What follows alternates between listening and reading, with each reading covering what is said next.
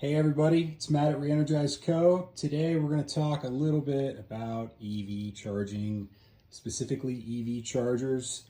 We install an awful lot of these days. So a quick rundown. There's really two types of chargers you will see used today in people's homes.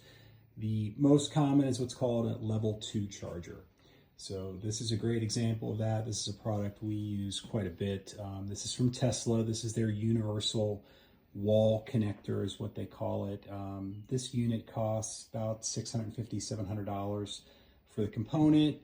It'll charge up to about 10,000 watts. So it'll have no problem charging an EV overnight. It's pretty quick. We've got this connected to a Ford Lightning right now.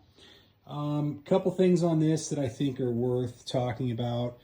This is a hardwired unit. So what that means is the wiring from the breaker goes right in. There isn't an outlet. And in the electrical code world, that's a big deal because you can go straight from a normal breaker into this. You don't have to worry about having an arc fault or a GFCI breaker like you would if you just had an outlet. So a very common style for us that we see is a piece of Romex, 6.2 Romex, that connects to a 50 amp breaker. The end result is you get about 9,600 watts of continuous charging power, which is plenty. So the other cool thing about this that I'll show you is this actually has both styles of connector built into a single unit here.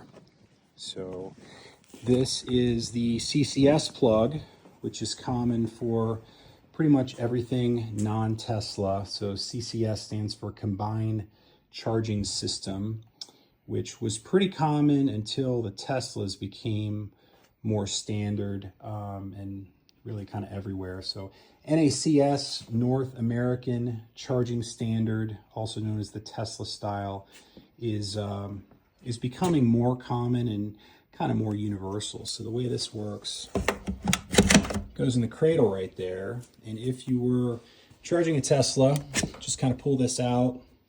There's your NACS connector. And then if you want the other style, you just reach up there with your thumb and you pull the whole thing out. So pretty cool. We see the adapters, they get lost, they get kicked across the garage floor, they get ran over. So having the cradle like that and having it stay in there is pretty convenient. So this is about as close to a one and done unit that I see. And like I said, it's pretty popular. It's a kind of a one fit for all for the client base. So, all right, have a great day. Thank you very much.